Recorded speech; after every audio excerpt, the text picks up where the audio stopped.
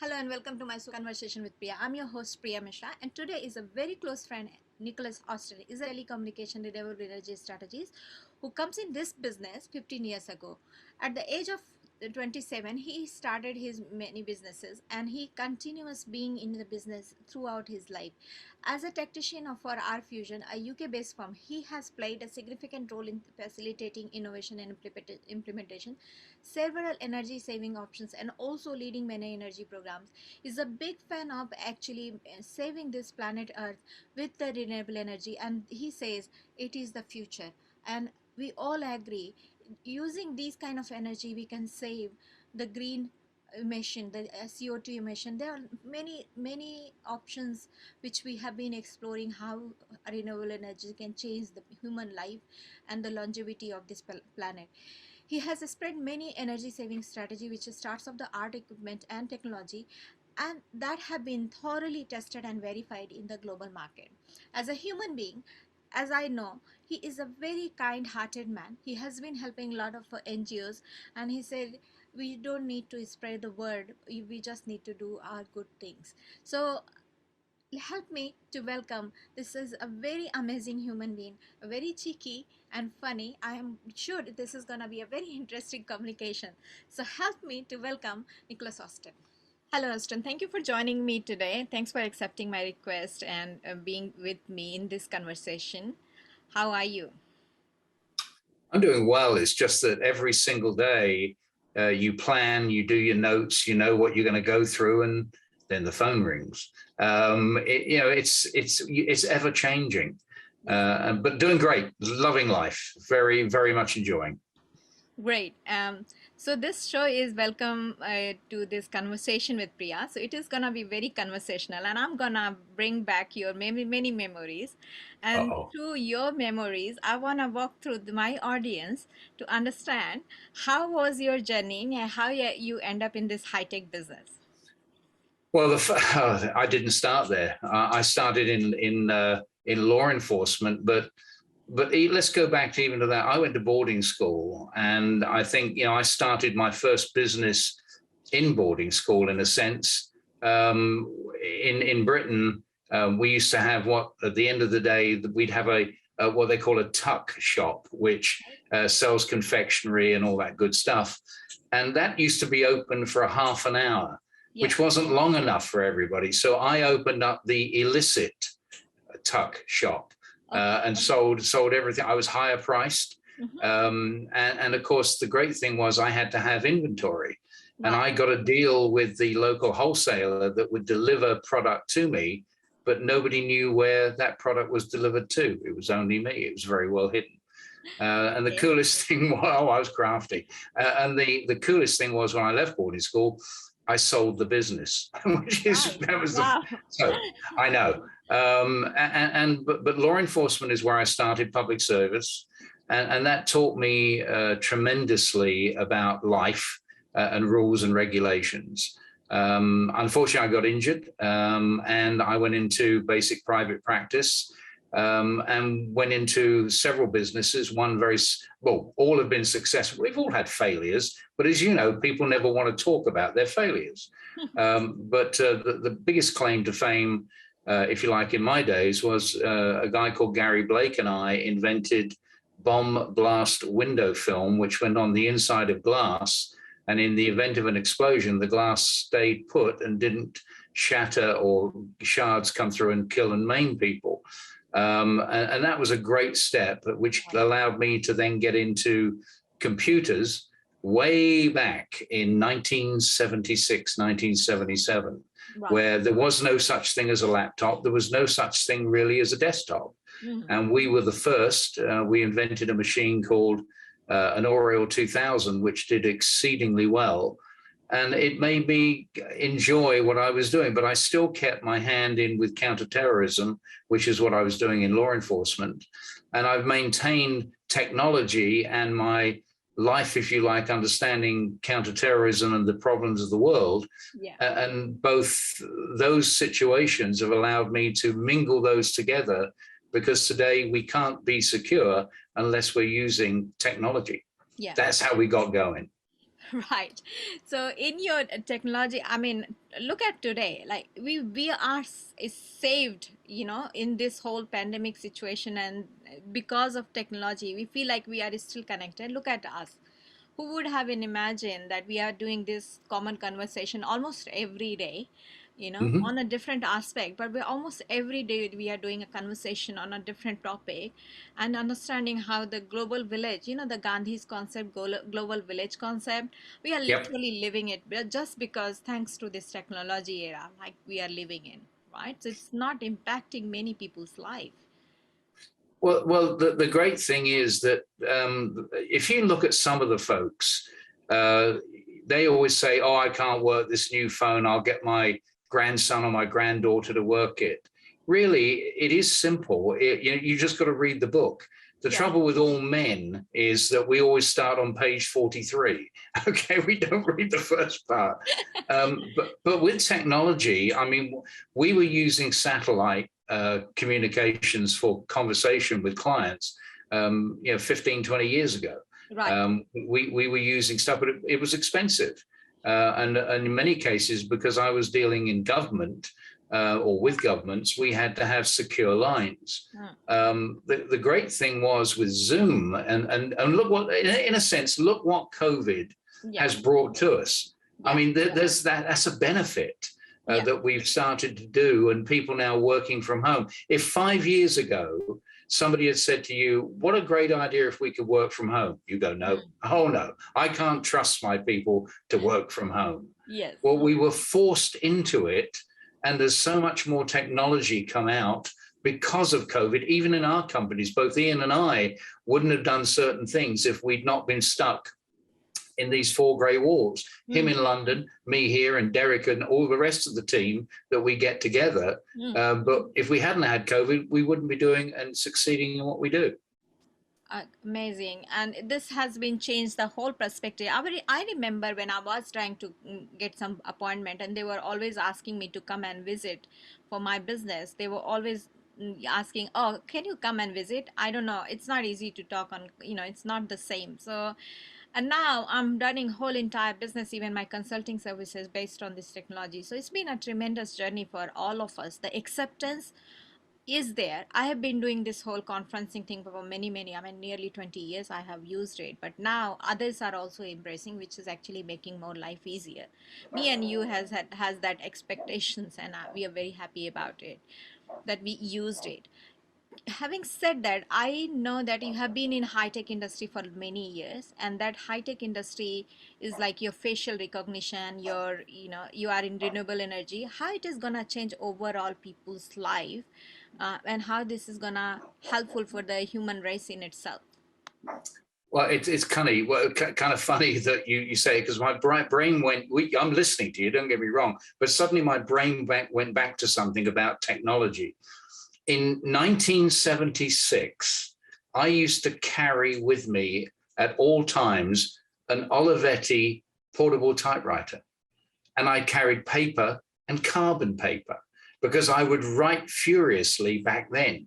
And of course, today, same thing. I Yeah. can use my phone, I can use everything else. But for instance, you just brought up facial recognition.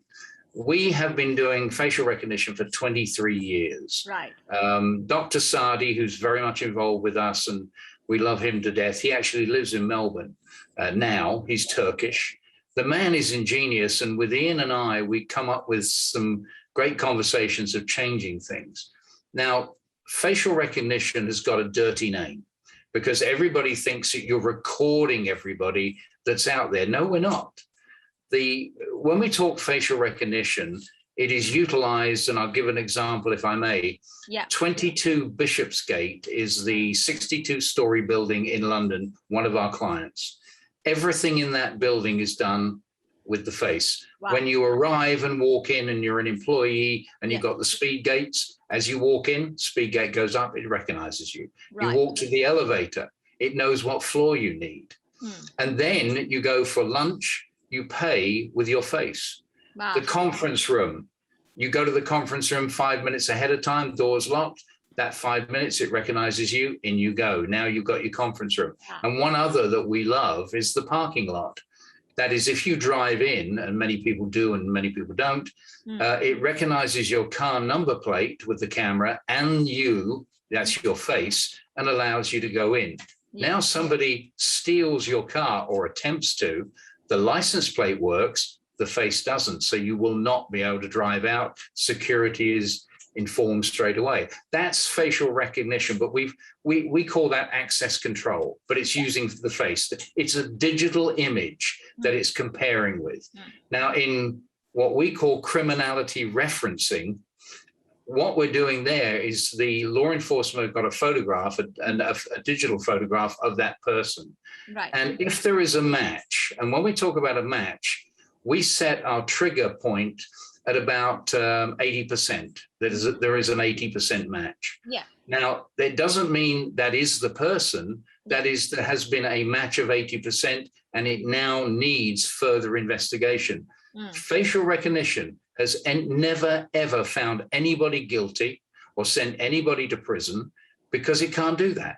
It is only purely a tool by law enforcement. Right. And one of the coolest things at especially 22 Bishopsgate was we've had several people, not many, who said, I don't want you using my face. I want to be able to go through the speed gate, and I want a card that I can touch and go through. And we say, fine, you can have that. But here's the difference. That card, they could give to anybody. So you don't know who's coming in. So what do? Yes, they touch. We're still looking at the face. Right. We still make sure it's them. So from a technology point of view, down to earth, feet on the ground, it's just a method of access control of knowing who's who.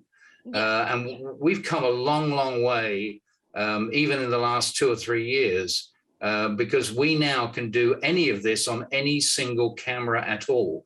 We can just add a small black box, any camera out there, we can turn into facial recognition, or we've got a program that goes on the phone as well. Wow. So I know. Sorry to be so technical.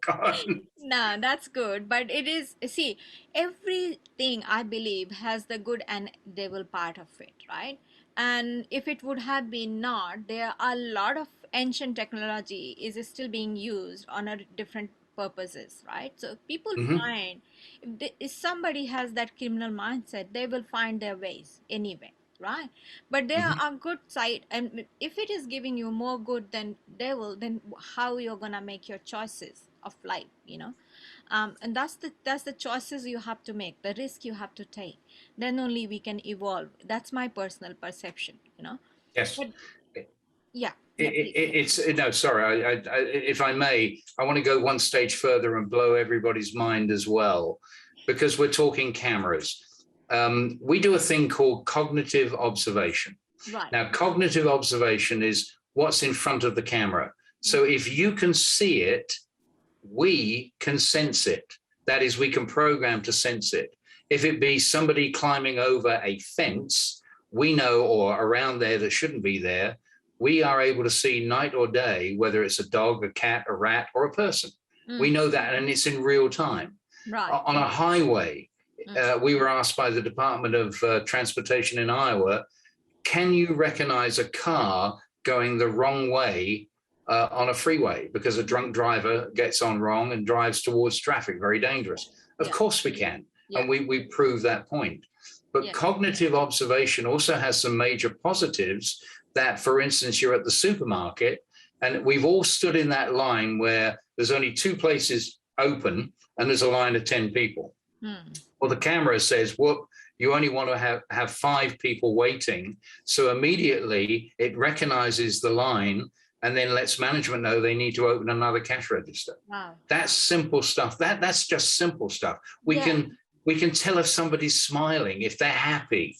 No joke. I mean, there's so many things we can do. Now, is that far-fetched? No, we're doing it now. And we've been doing that for several years. And that's the good side. We can even count inventory. The supermarket shelf, as you know, at eye level, the Kellogg's Cornflake packet company, they want to see how many people are looking at their product. Well, we can tell how long a person looks at that product before they buy. And then they've actually purchased. All that's done by camera, where you can't expect a human being standing there going, wait a second, what did he do? Because we humans don't see everything. Right, right. And it's also not right, you freak your customer out when you're observing that way. So, and it does help us in many ways in the marketing. And we have been using this. I mean, a lot of people are talking about this whole voice search, and all. And Siri has been there for 12 years now, right? I mean, you are already late in the business. I was watching Elon Musk and see, when before seatbelt came in the car, we had a lot of accident before that, and we took that seatbelt concept and the whole safety aspect of the car sector. It took a while for them to actually think about all that procedure. Same in the cyber security area. I mean, we have been in cyber area for so many years. Now we are talking about all that cyber security area.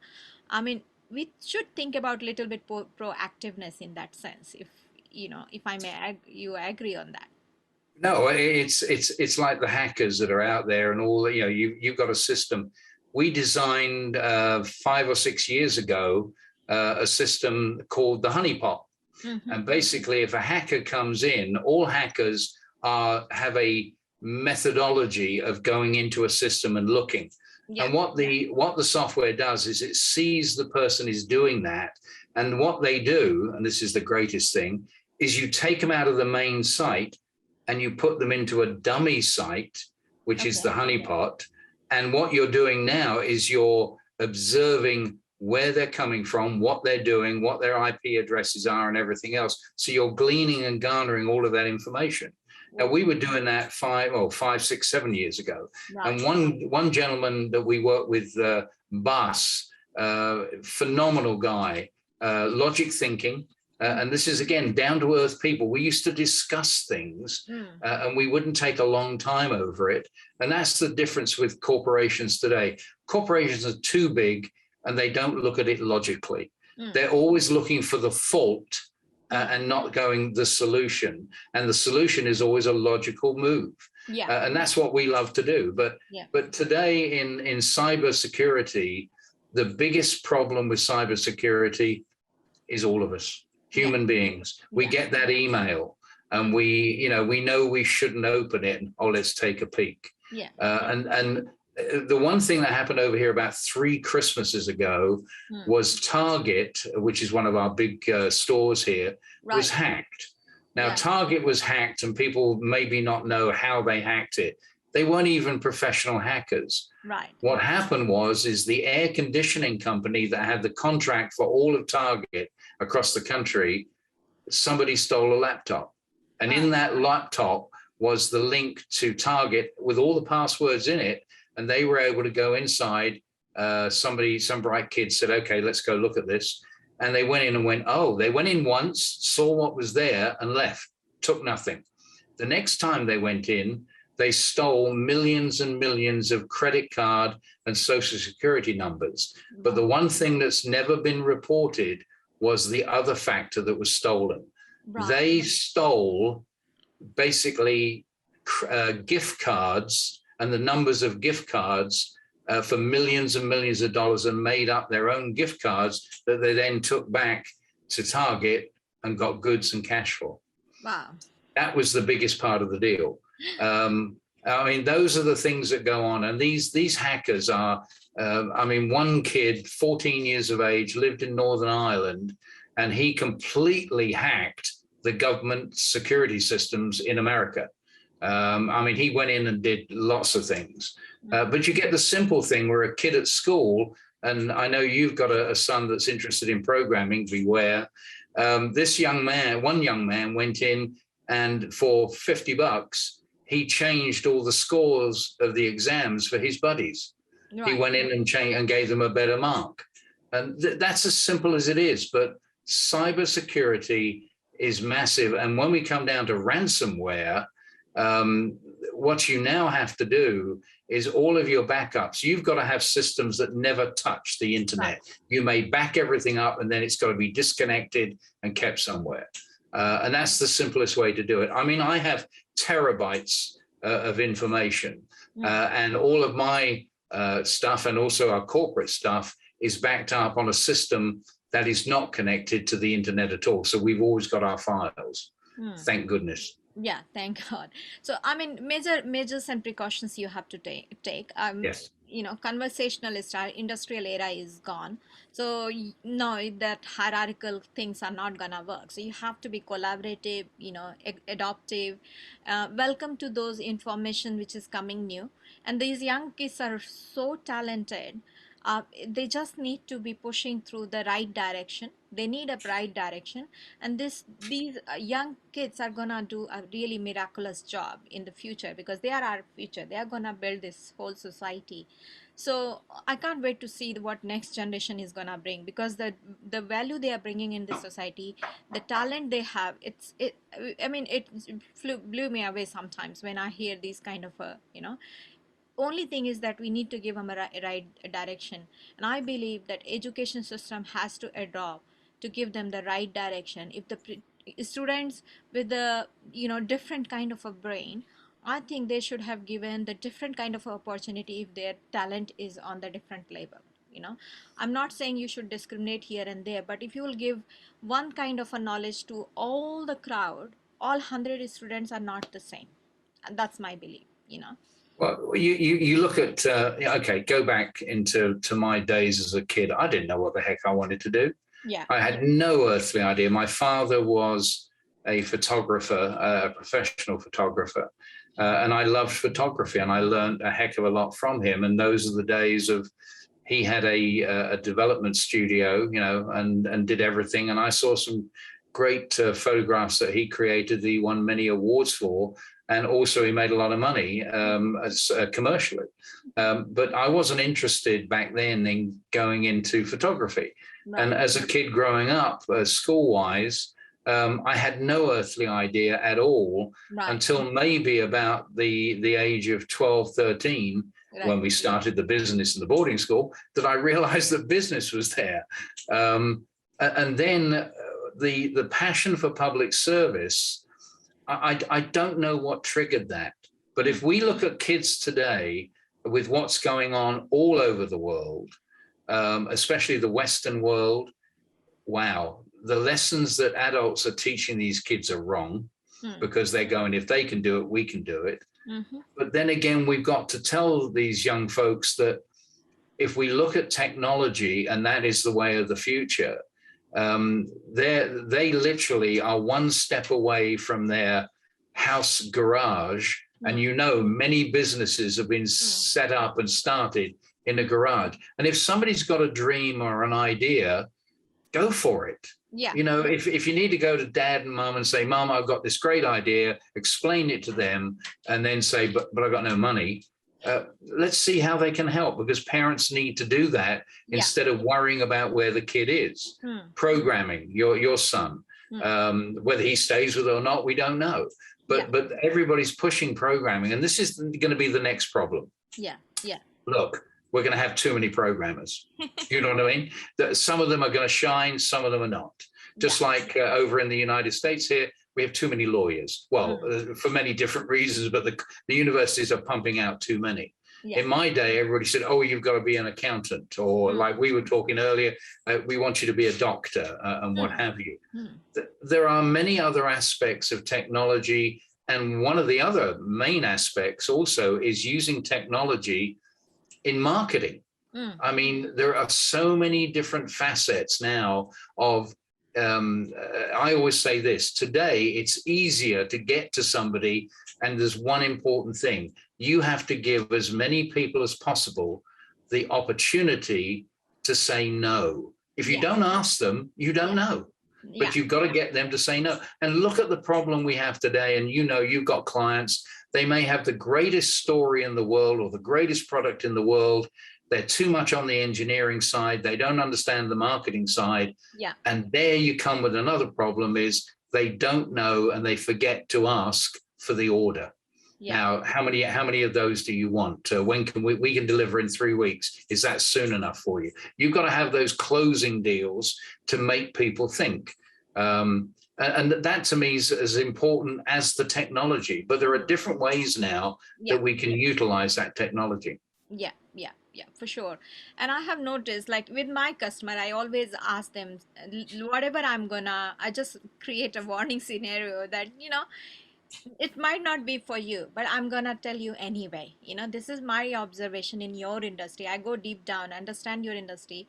I become the part of your, journey. And I always say, I'm not a CMO or something. I'm more of a customer experience officer. You can consider me, right? So when you create that mindset before you start the conversation, they know their expectations. Like you're setting their expectation, not overdoing it, and it becomes more natural flow of your work, and it is less stressful, and it is the journey goes longer together, and you live the vision Hmm. together.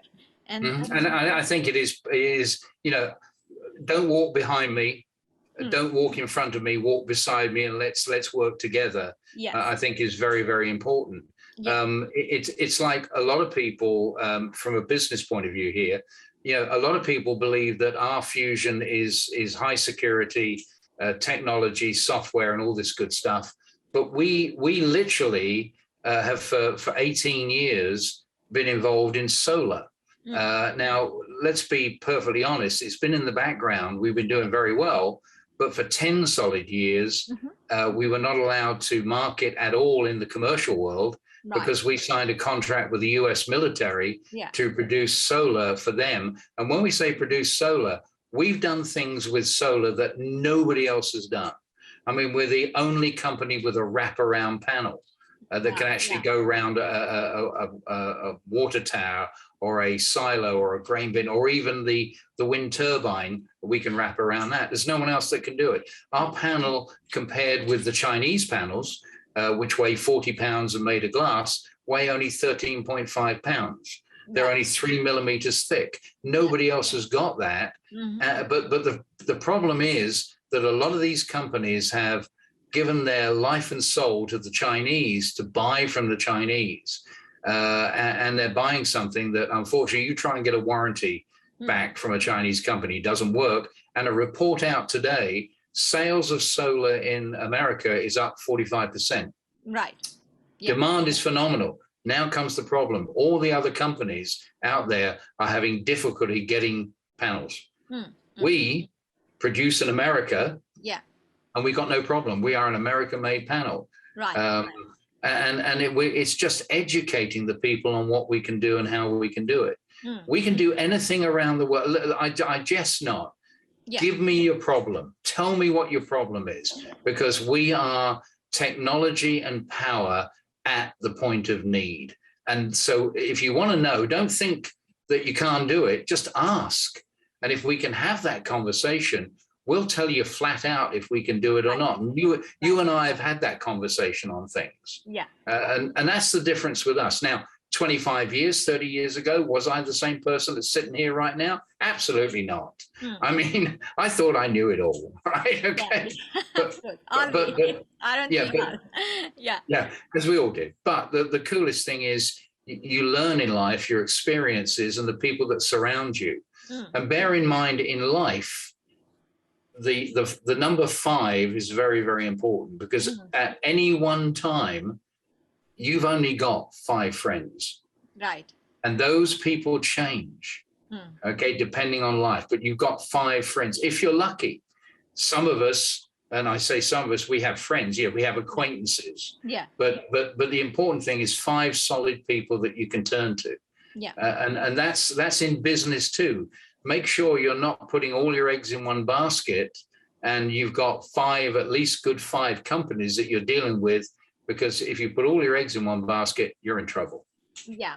And that's why we initiated, and that's how we met in a more of a collaborative environment, and we developed that strategic strength session, where I believe that if we will believe together and having the same mindset, doing the business together will be much more easier. And when you will be more educated, and you will become my advocate, and that's what I say, let's become create an evangelist for you. When I say that evangelist concept, I believe that if the day you start telling me that I'm good at my job, that's where I achieve the ultimate vision and goal. If I'm self-acclaimed author, I'm self-acclaimed marketer, it doesn't make any sense to me, you know. Yeah. I want others to talk about it, and that's where you can do only when you are building that kind of a strategic trustworthiness, you know, together to do this business. And we Well, also talk. Yeah. you have to have respect for each other, and that's the only way it'll work is when you respect each other. Yeah, for sure. And when we started talking about this whole intention based marketing, intention based business development, and achieving the growth, you were like very much into it, like straight away. You understood that, you know, what I'm talking about.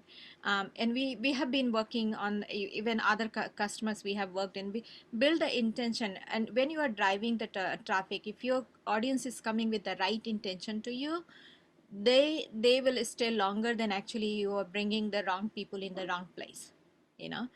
So in that sense, I would like to ask, how have been your whole R Fusion growth with this whole model you have created? I know you are going overseas, you're coming to Australia for sure, India, Middle East, UK is already established, you are also traveling to Europe. So how this growth aspect you are bringing your with your intended maturation model? I have no idea. No, no, seriously. Uh, I think what happened is, and I'm going to share. Ian Hunt is my direct business partner. We're partners in business. We're Yeah. a private company. Ian is just about 48, and I'm the old fart, as I put it, if I may use that terminology. I'm 72 years of age, and I shouldn't be doing what I'm doing. I'm passionate about what I do, but what happens here is both Ian and I have got this incredible ability Mm. to communicate sincerely. We laugh and joke. We call each other names, but I won't repeat here, on a regular basis. Right. He's 6 hours ahead of me in Britain, but I tell him he's not ahead of me in technology. I always say that. But what we did is we've looked at everything we've done in life, Yeah. and we've realized how we have um, assembled this great information and improved upon it as we move through life. Right. It worked back then, but will it work today? Yeah. So what we did regarding all of our technology, we knew business-wise many years ago that security was always going to be an issue. So we believed in have the ability to do access control of any door, people coming in and out and what have you, looking at vehicles, license plate recognition, all that good stuff.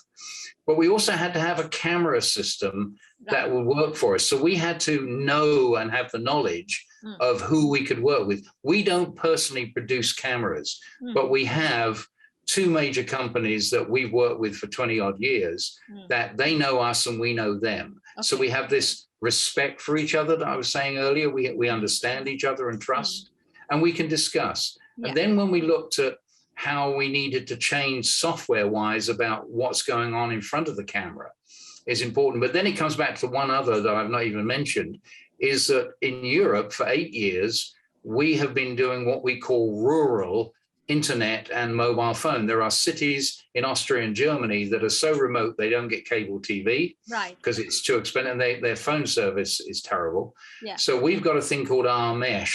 And RMesh is a method of being able to transmit through nodes. Nothing's going to be dug up. It's put on poles and what have you. And it also works for emergency management. When there's no communications at all, we can bring that communications in. Right. Now, you're the first to know this. We are working with Verizon, who are the largest organization here in the United States for mobile phones. Wow. And both Verizon and AT&T, they're competitors. Yeah. They deal with emergency management. Now, Verizon has worked out that with what they're doing now, we can take with our RMesh system to a whole new level that they never knew existed. And we've got a meeting next Monday.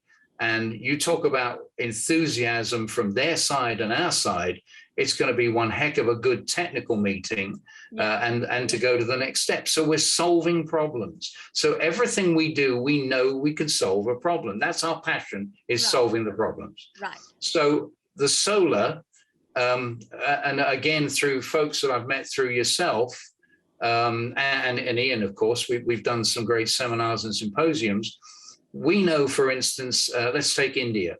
Yeah. There are over 300,000 villages that get no electricity at all, or it's on for a few hours a day. Yeah. The other factor is they've got to drink water. Yeah. Now, what we're able to do, and earlier I said technology and power at the point of need, we can do a filtration system with solar panels being the power. We can do it small because we did it for the military and it's proven for 10 years, or we can build big desalination plants and make sure everybody is getting now water. Yesterday, I got a message from a gentleman that we deal with who's in Saudi, in Saudi. Yeah. And he's talking tomorrow with a company out of Lebanon. Now, Lebanon as a country, their government has collapsed. Right. So you've got towns and villages that have got no electricity or very little. So they now want to look at how we can help Lebanon and their cities to build up and give them, they need power. You can't do anything without power. Look what happens when cable TV goes out. You vent, you call up the cable company, you go nuts, okay? Yeah. Imagine what these people, they've got no power.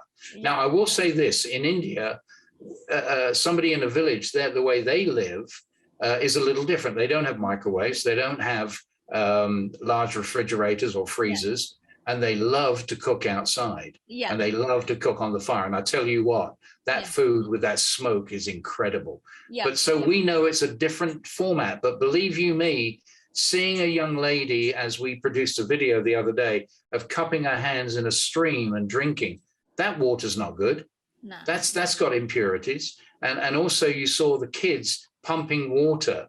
Well, we now can stop all of that. And we can also help the mothers and the women that go with their buckets to fill up water, because it's not normally right by the village. And there is a threat. There is violence. There is domestic violence. There's rape. There's everything that happens. And it's diabolical. We can cut all that down and centralize. What does that do for me? Gets me right here. Yeah. Because we're making a difference. And so we've put everything we know together, and we believe that no matter what we look at, especially technology-wise, we know how to move it forward, and we can advise people how to do that and join us. Right. And that's the main difference. Philanthropy work is not just when you are donating and doing the charity, it's also how you are bringing the value through your business and what difference you are making by doing your just right service. You know, all you need to think how you are gonna do a right thing through your service if it contributes to the society. And that's where all businesses should think, you know, not giving just money, not giving their time, volunteer. I mean, of course that matters, but at the same time, if you're doing your service right, it will make a lot of difference in the society. It does. And I can say this, that in Australia, you've got a lot of Indians that live there who are connected to home. And there's a lot of corporations in Australia that would like to help and from a charitable point of view. But we can talk about the charity, but also that company can take advantage of tax laws. So the money would have been spent with the tax man, but now it's being spent elsewhere, and they get the dividend for it. That's great. Yeah. In other words, if the law's there to benefit, let's move that money. Let's redistribute that money somewhere else and make a positive move. Yeah, and propose it. Yeah. Very interesting. So, and that's it been very interesting. So, where we see, what's your vision for the RFUSION? To close this whole communication, I would like to hear what's your vision and where you want to see the whole RFUSION concept in the next 5 to 10 years. 10 years, I won't be here. No, 10 years, no. I hope to God I am, seriously. There's the guy that can turn the light switch, okay? Our vision is to continue in the realm and solidify everything we've got. And we know that there are other new technologies coming along. So we want to be able to recognize those technologies. But our vision is a global one, because I can build, for instance, a solar plant in India, in Saudi, in Dubai. I can build them anywhere, and we can produce those panels, which in turn, not only do we make profit, but we help the local labor. We hire locally, and it becomes a local made in India product and made in Saudi Arabia. Yeah. I can assure you that we've been asked, can we be an in-kingdom country? An in-kingdom company, and assemble there? Yes, we can. We don't care. I don't care if it's got the RFUSION name on it at all. I don't care if it's if it's not mine, but if it's our corporate product and it's helping people, I don't care. As long as profitability is there, we have goals on profit, and we reinvest so much money into our technology for furthering our company. So our vision, I love the thing about India and bringing water and electricity. I love the phone call about Lebanon. I love that Dubai or United Arab Emirates, Sheikh Maktoum has turned around and says, look, I want every house to have solar. He recognizes that oil won't go on forever. And we've got to make that change. I respect the man. I respect the culture and the ideology of all countries. I don't care Muslim, I don't care Hindu, I don't care Catholic, Christian, Mormon, whatever you want to go for. We're all people. So our company, our vision is to assist more people, but also to enable others to work in that industry, to pass that on. And whatever we're doing right, we can pass that on. We can have those conversations. We can say that it takes time, money, and effort. And it is certainly young people today. If you've got an idea in technology and engineering, use your parents' garage. In other words, do something. Get your neighborhood kids together and do something positive. Yeah. And that is the difference, but it's educating people. That's where our vision is. And along the way, we're going to have some fun. Yeah. And I'm sure I have heard that you're also going South Africa recently, and I'm sure this is going to be a big game changer for the people, for us, for the corporate, and looking forward to it. We have the youth program coming up to educate, coming to your education aspect. The youth seminar is coming in November, so watch this space. Thank you so much for joining in today. I really appreciate your time and your insight and information. I hope this will be very useful for the audience. Thank you for joining in today. Thank you so much indeed, Priya. Thank you.